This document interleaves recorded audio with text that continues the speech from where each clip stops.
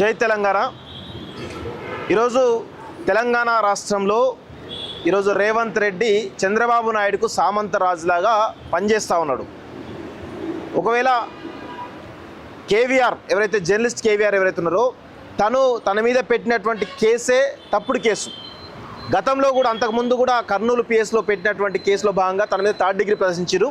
ఆ తర్వాత ఒక అనని మాటను అన్నట్టుగా చిత్రీకరించి తనపైన దేశద్రోహం కేసు పెట్టినటువంటి ఈ కేసు సంబంధించి మేము గతంలో కూడా 2.5 నెలల క్రితం కూడా ప్రతిఘటిస్తే పోలీసులు వెళ్ళిపోయారు. మళ్ళీ 2.5 నెలల తర్వాత వచ్చి ఈరోజు సుప్రీంకోర్టు గైడ్లైన్స్కు విరుద్ధంగా అరెస్ట్ చేయబడ్డాడు. ఎందుకు అంటే పోలీసులు ఖచ్చితంగా సుప్రీంకోర్టు గైడ్లైన్స్ ప్రకారం డ్రెస్సు ఏదైతే పోలీస్ డ్రెస్ వేసుకొని ఆ ఆర్డరు ఈ తల్లికి ఎవరైతే ఉన్నారో వాళ్ళ కుటుంబ సభ్యులు ఎవరైతున్నారో వాళ్ళకి ఇచ్చి ఈ కేసు కింద మీ ఆయనను అరెస్ట్ చేస్తున్నామని చెప్పేసి చాలా స్పష్టంగా ఈమె కన్సర్న్ తీసుకున్న తర్వాతనే అరెస్ట్ చేయాలి. ఇది పోలీసు సంబంధించినటువంటి సుప్రీంకోర్టు గైడ్లైన్స్ ప్రకారం ఒక అరెస్ట్ సంబంధించినటువంటి ప్రాసెస్ ఇది. కానీ పోలీసులు ఎంత విచిత్రంగా అంటే ఈ అమ్మాయిని ఈ తల్లిని చాలా దారుణంగా సిఐ ఎవరైతే ఉన్నారో బడంగ్ సంబంధించినటువంటి సిఐ ఆ బొబ్బిలికి సంబంధించినటువంటి బడంగ్ పిఎస్ సంబంధించిన సిఐ ఈ అమ్మాయి పట్ల అసభ్యంగా ప్రవర్తించినటువంటి వీడియో కూడా ఒకసారి మీకు చూపించేట ప్రయత్నం చేస్తా. ఇగో ఇది చూడండి ఒకసారి క్లియర్గా అమ్మాయిని ఎంత దారుణంగా పోలీసులు ఈడ్చుకెళ్తున్నారో చూడండి ఒకసారి.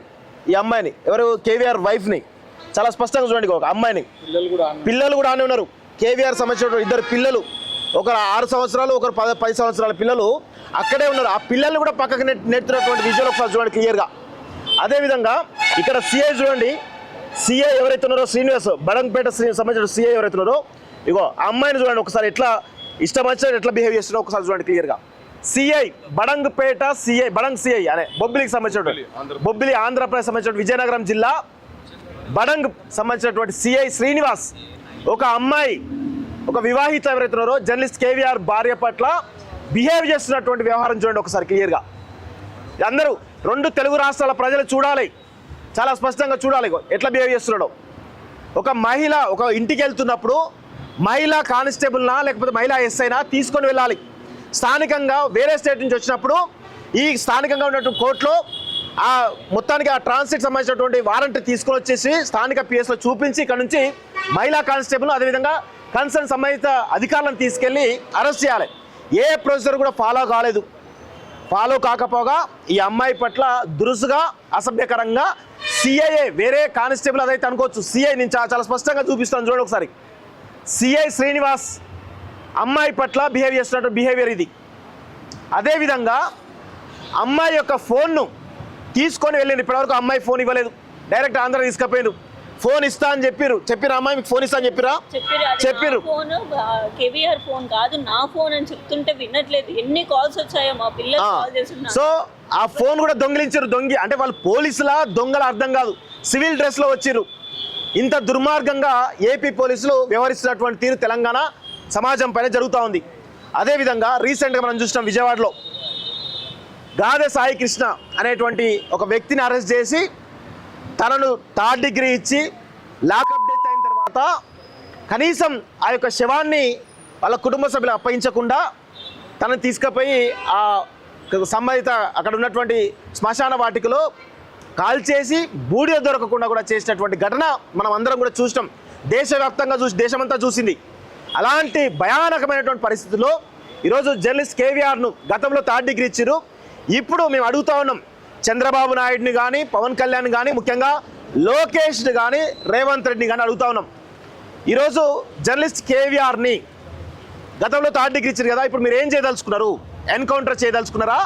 లాకప్ డెత్ చేసి తన యొక్క బూడిదను కూడా వాళ్ళ కుటుంబ సభ్యులకు ఇవ్వకుండా చేసే ఒక ప్రయత్నం కుట్ర జరుగుతుందా అనేది చాలా స్పష్టంగా తెలంగాణ సమాజం నుంచి మేము అడుగుతా ఉన్నాం.